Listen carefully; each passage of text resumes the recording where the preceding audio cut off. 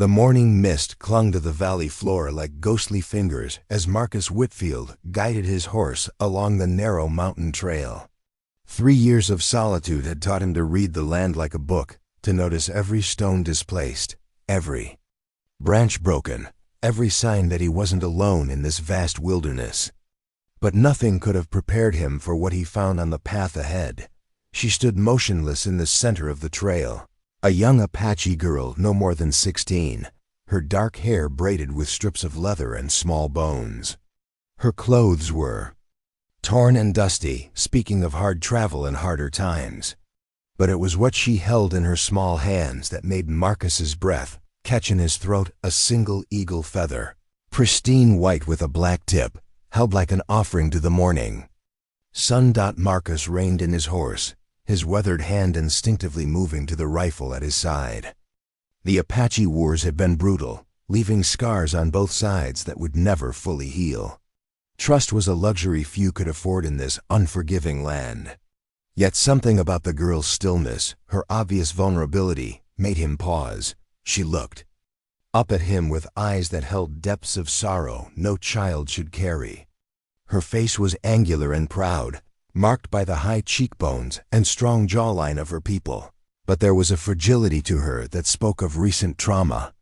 She didn't speak, didn't move, just stood there holding that feather as if it were the most precious thing in the world. "You lost, girl?" Marcus asked, his voice rougher than he intended. He'd grown unused to conversation over the past 3 years. His only companions, the cattle on his remote ranch and the occasional coyote that sang to the moon. The girl's eyes flicked to his face, then back to the feather. When she spoke, her English was careful, accented but clear. "My grandmother say, when the white feather comes, it means new beginning. Change coming, like wind before storm." Marcus felt a chill that had nothing to do with the mountain air. Apache prophecies were not things to be dismissed lightly, especially not by a man who'd learned to respect the old ways during his years in this harsh country. "Where's your family?" he asked, dismounting slowly to avoid startling her. The girl's face crumpled for just a moment before she composed herself. "Gone. Soldiers come 3 suns ago. My grandmother, she pushed me into the rocks, tell me to run. I run, but ... She gestured helplessly with her free hand. "I hear the guns, I know." Marcus closed his eyes, feeling the familiar weight of guilt and grief settle on his shoulders. He'd been a cavalry officer once, before the war changed him.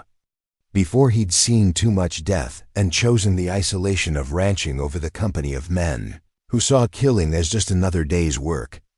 "I'm sorry," he said, and meant it. "What's your name?" "Aiyana," she replied. "It means eternal blossom in my language. My grandmother say I was born during the spring rains, when the desert blooms with flowers that come only once in 7 years." The poetry of her words struck Marcus unexpectedly. He'd almost forgotten that language could be used for beauty as well as necessity. "That's a good name. I'm Marcus." Aiyana nodded solemnly. "I know. The spirits whisper your name on the wind.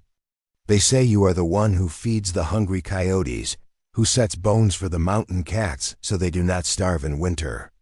They say you understand the language of the land." Marcus felt his cheeks burn with embarrassment.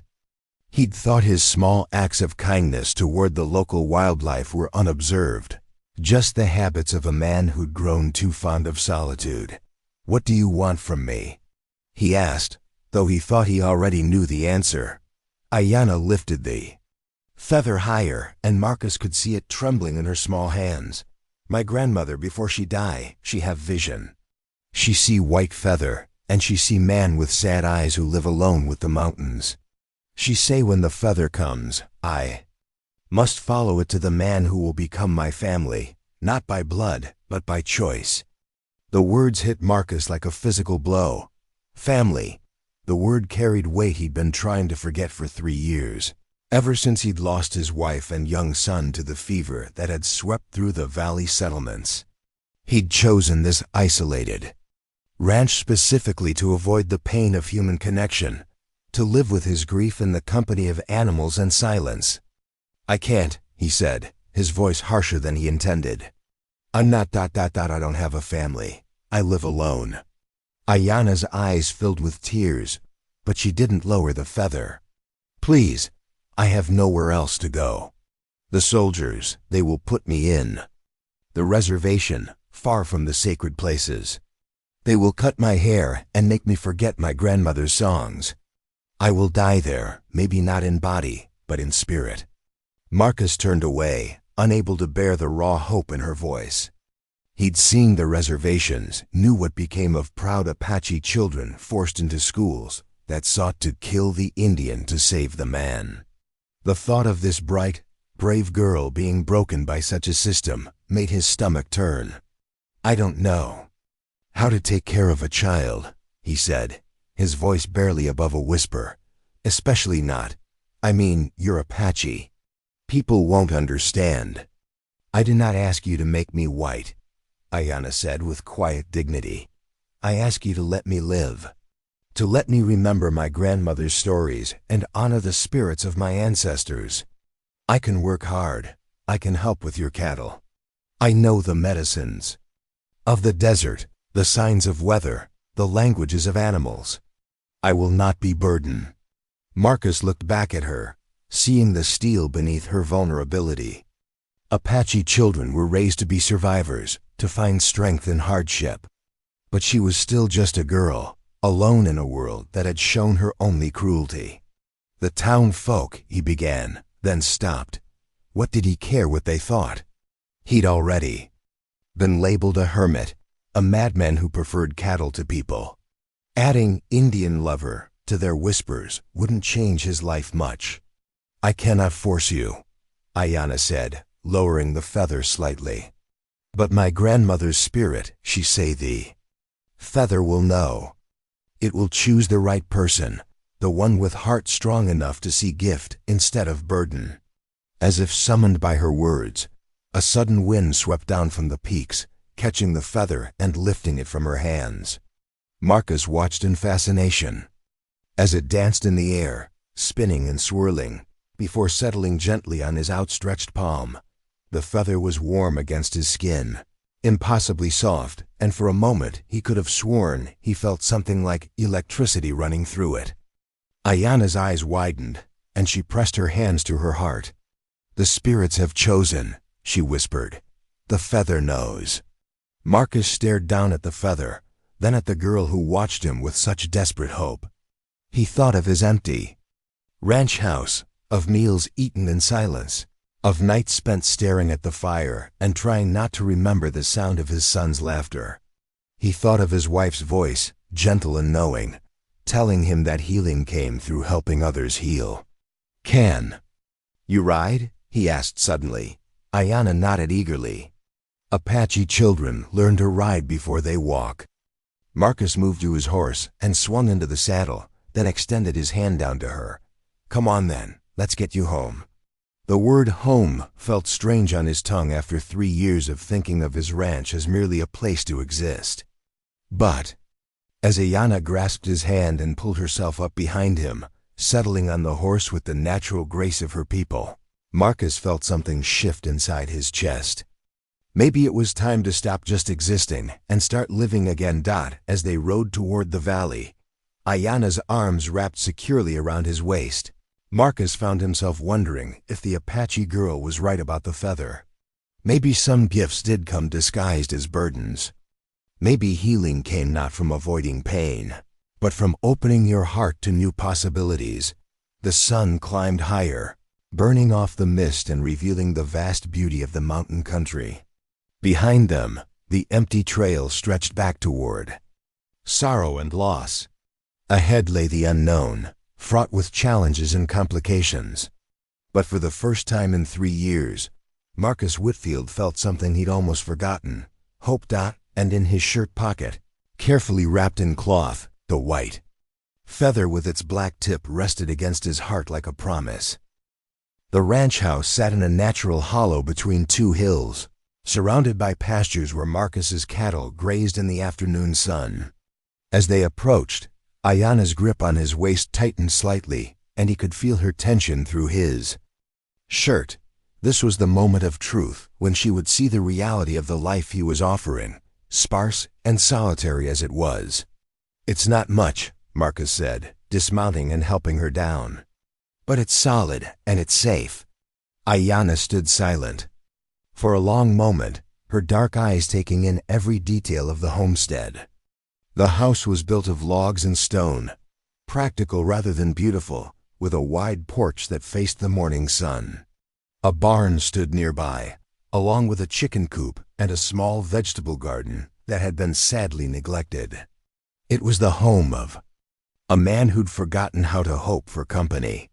"It has good spirit," Aiyana said finally, and Marcus felt an unexpected warmth at her approval. "The land is happy here. I can feel it singing." Marcus looked around his property with new eyes, trying to see it as she might. He'd chosen this spot for its isolation, but now he noticed things he'd forgotten, the way the wind chimes he'd hung. For his wife still caught the breeze, the wildflowers that grew along the fence lines, the way the mountains cradled the valley like protective arms. "Come on," he said, shouldering his saddlebags. "Let's get you something to eat." The inside of the house was neat but sparse, bearing the hallmarks of a man who'd stopped caring about comfort. The main room contained a stone fireplace, a rough wooden table, and 2 chairs, one of which hadn't been used in years. Marcus felt a stab of shame at how empty it all looked. "I'll need to set up a proper room for you," he said, dropping his bags near the door. "For now, you can use the spare bedroom.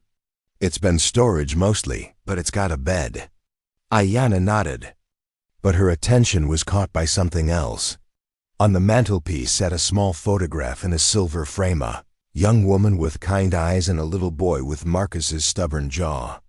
She approached it with the reverence her people showed for the spirits of the dead. "Your family?" she asked softly. Marcus felt his throat tighten. "My wife Clara and my son Jamie. They died 3 years ago." "That is why you live alone," Aiyana said, and it wasn't a question. "You are in mourning, like me." The simple understanding in her words almost undid him. Marcus had grown so used to people either avoiding the subject of his loss or trying to push him toward moving on, that he'd forgotten how peaceful it could be to have someone who simply accepted grief as part of life. "Yes," he said quietly, "like you." Aiyana picked up the photograph, holding it carefully. "My grandmother say the dead do not leave us. They become part of the wind, the rain, the growing things. Your wife and son, they are still here in this house you built, in the land you tend." Marcus had to turn away, busying himself with lighting the stove. No one had spoken of Clara and Jamie with such gentle acceptance since their deaths. Most people seemed to think grief was something to be gotten over, like a cold or a broken bone. "I'll fix some food," he said, his voice rougher than he intended. "You must be hungry." As he prepared a simple meal of beans and cornbread, Marcus became aware of Aiyana moving quietly through the house. She didn't touch anything without permission, but he could sense her cataloging every detail, learning the rhythms of this place she hoped to call home. "You have many books," she observed, pausing by the shelf of volumes that had been Clara's pride and joy. "My wife was a teacher," Marcus explained. "She loved reading." "Will you teach me to read better?" Aiyana asked, her voice carefully neutral. "I know some words, but the marks on paper are still mystery to me." Marcus paused in his stirring, struck by the trust implicit in her request. She was offering to let him shape her mind, to give him a role in preserving the knowledge her grandmother had died to protect. "If you want to learn," he said, "but I won't try to make you forget your own language or your grandmother's stories." Aiyana's face lit up with the first genuine smile he'd seen from her. "You understand.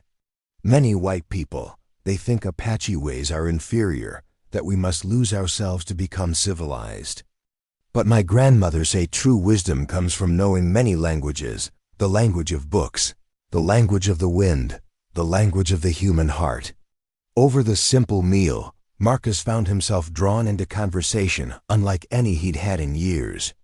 Aiyana spoke of her grandmother's teachings, of the medicinal plants that grew in the high desert, of the stories that explained how the world came to be. In return, he found himself sharing memories of Clara and Jamie, of the dreams they'd had. For this ranch, of the life they'd planned to build. "Your wife, she would have liked me," Aiyana said with quiet confidence as they finished eating. "What makes you say that?" "Because she was teacher. Teachers know that learning comes from everywhere, not just from books. And she loved you, so she would understand why you helped me." Marcus felt something shift in his chest, a loosening of the tight knot of guilt he'd carried since their deaths. Maybe Clara would have understood. Maybe she would have seen what he was beginning to see, that Aiyana wasn't just a burden to be shouldered, but a gift to be treasured. "There's something you should know," he said, his voice growing serious. "The town ... they won't understand. Some of them fought in the Apache wars. They lost family, friends. They see your people as enemies." Aiyana's face grew still. "And you? Do you see me as enemy?" Marcus looked at her, really looked at her, seeing past the Apache features to the intelligent, compassionate soul beneath. "No," he said firmly. "I see you as a brave girl who's been through hell and somehow still has the strength to trust a stranger." "Then we will face the town together," Aiyana said simply. "My grandmother say courage is not the absence of fear, but the decision that something else is more important than fear." That night, Marcus lay in his bed listening to the sound of someone else breathing in his house for the first time in 3 years. It should have felt strange, intrusive, but instead it felt like coming alive again. Down the hall, Aiyana slept. On the narrow bed in the spare room, the white feather placed carefully on the knitstand beside her. He'd given her one of Clara's old nightgowns, and she'd accepted it with the same grave dignity she showed everything else. She'd helped him clear the room without complaint, sorting through boxes of memories with gentle hands, never asking about the items that brought tears to his eyes. As he drifted toward sleep, Marcus found himself thinking about tomorrow. He'd need to ride into town for supplies, and he'd have to decide whether to leave Aiyana at the ranch or bring her with him. Either choice carried risks, but he was beginning to understand that some risks were worth taking. In the morning, he woke to the smell of coffee and something else, something that made his mouth water in a way it hadn't in years.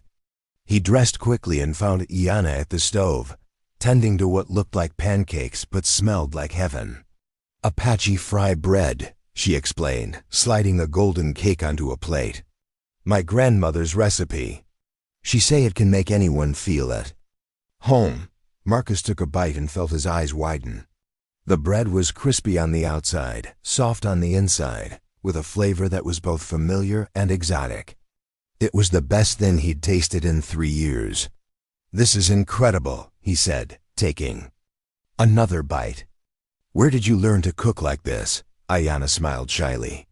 "Apache women learn to make food from nothing, to find nourishment in the desert. But also, I watch your face when you eat. You have been hungry for more than food, I think." Her words hit him like a gentle blow to the chest. She was right, of course. He'd been starving himself in every way that mattered, living on bare subsistence while his soul withered away. "Aiyana," he said, setting down his fork, "I need to go to town today, get supplies, check on things. I want you to come with me." She went very still. "Are you sure?" "No," Marcus admitted. "But I'm sure that hiding you away like you're something to be ashamed of is wrong. If you're going to be part of this family, then people need to see that you belong here." The word family hung between them, and Marcus realized he'd said it without thinking. But looking at Aiyana's face, seeing the wonder and gratitude there, he knew it was the right word. She was family now, chosen rather than born, but family nonetheless. "Then I will come," she said, her voice steady despite the fear he could see in her eyes. "And I will hold my head high, as my grandmother taught me." Marcus nodded, feeling something like pride swell in his chest. Whatever happened in town, they would face it together. The Apache girl with her quiet strength and ancient wisdom, and the lonely rancher who was learning that some gifts came disguised as challenges. Outside, the morning sun climbed higher, burning off the last of the mist and revealing the vast beauty of the mountain country. It was going to be a good day for new beginnings. The town of Cedar Falls had always been small, but today it felt tiny and suffocating as Marcus guided his wagon down the main street. Beside him, Aiyana sat with perfect posture, her hands folded in her lap, her dark eyes taking in every detail of the place she would now have to call home. She wore one of Clara's old dresses, altered to fit her smaller frame, and her hair was braided with a simple ribbon Marcus had found in his wife's sewing box. She looked like what she was, a young Apache woman trying to fit into a white world that had never wanted her. And Marcus realized with a jolt of protectiveness that he would fight anyone who tried to make her feel unwelcome. The first sign of trouble came from Mrs. Henderson, the town's most notorious gossip, who dropped her basket of eggs when she saw them. The sound of shells cracking on the wooden sidewalk seemed to echo in the sudden silence that fell over the street. "Marcus Whitfield," she called out, her voice sharp with disapproval. "What in the Lord's name are you doing?" Marcus pulled the wagon to a stop in front of the general store, helping Aiyana down with deliberate care. "Good morning, Mrs. Henderson. I'm doing my shopping, same as always. Don't you take that tone with me, young man. You know exactly what I mean." Her eyes fixed on Aiyana with undisguised hostility. "That's an Apache girl. Her name is Aiyana," Marcus said firmly, "and she's my ward." A crowd was beginning to gather, drawn by the commotion. Marcus recognized most of the faces, people he'd known for years. Some he'd even called friends before grief and isolation had driven him away from their company. Now they looked at him like he'd lost his mind. "Your ward?" Sheriff Morgan stepped forward, his hand resting on his gun belt. "Marcus, you can't just adopt an Apache girl. There are laws, procedures." "What laws?" Marcus challenged. "The ones that say a man can't offer shelter to an orphaned child? The ones that say Christian charity only applies to people who look like us?" "You know it's not that simple," the sheriff said, but his voice lacked conviction. "There's been talk of Apache raids again. People are scared." "Then they should be scared of the right people," Marcus replied. "This girl has done nothing to anyone. She's lost her family, her home, everything she's ever known. If we turn our backs on her now, what does that make us?" "It makes us smart," said Tom Bradley, the town's banker. "You remember what happened to the Johnson Ranch last year? Burned to the ground, the whole family scalped. You want to invite that kind of trouble into our town?" Marcus felt Aiyana tense beside him, but she didn't speak, didn't defend herself. She simply stood there with quiet dignity, letting the accusations wash over her like she was made of stone. "The Johnsons were killed by a rogue band of warriors," Marcus said, his voice growing dangerous. "Not by a 16-year-old girl who's been walking alone for 3 days with nothing but the clothes on her back." "Apache's Apache," muttered someone from the crowd. "They're all the same. That was too much." Marcus stepped forward, his fists clenched, but Aiyana's gentle hand on his arm stopped him. "Please," she said softly, speaking for the first time since they'd arrived, "do not fight because of me. I understand their fear." Her voice was calm, musical, carrying the faint accent that marked her as different. The crowd fell silent, surprised to hear her speak perfect English. "You understand?" Mrs. Henderson's voice was shrill with outrage. "You understand what you people have done to our families?" "I understand," Aiyana said, her voice never wavering. "That fear makes people say things they would not say if they stopped to think. I understand that you have lost people you loved, and that loss makes the heart hard sometimes." She paused, looking around at the hostile faces surrounding them. "But I also understand that I am not the warrior who killed your people. I am not the one who burned your homes. I am just a girl who has lost her grandmother, her family, her entire world. I am just a girl who needs a safe place to grieve." The raw honesty in her words seemed to affect some of the crowd. Marcus saw a few faces soften, a few people look away in shame. But not everyone was moved. "Pretty words," Tom Bradley said coldly, "but words don't change what you are. You're Apache, and that means you're a threat to this town." "Then what do you propose?" Marcus asked, his voice deadly quiet. "That we throw her out into the desert to die? That we send her to a reservation where she be forgotten and broken? Is that what good Christian people do? We do what we have to do to protect our own," Bradley replied. "She's one of our own now," Marcus said firmly. "She's under my protection, living in my house, and anyone who has a problem with that can take it up with me directly." "Marcus," Sheriff Morgan said, his voice gentler now, "I know you're trying to do the right thing, but this isn't just about you. The whole town could suffer if what?" Marcus interrupted. "If we show mercy to a child? If we practice the Christianity we claim to believe in?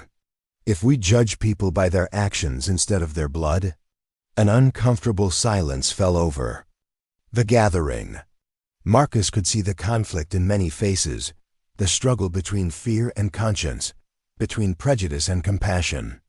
These were good people, mostly, but they were people who had been hurt and who let that hurt close their hearts to others' pain. "I'll make you all a deal," Marcus said finally. "Give her a chance. Let her prove herself to you. If she causes any trouble, brings any danger to this town, I'll send her away myself. But if she doesn't, if she shows herself to be the good person I know she is, then you'll accept her as part of this community. And if we refuse?" Tom Bradley asked. Marcus smiled, but there was no humor in it. "Then I'll take my business elsewhere. My cattle contracts, my banking, my supply purchases, all of it. And I'll make sure everyone in the county knows why." It was a bold threat, but an effective one. Marcus's ranch was one of the most successful in the area, and his business was important to the town's economy.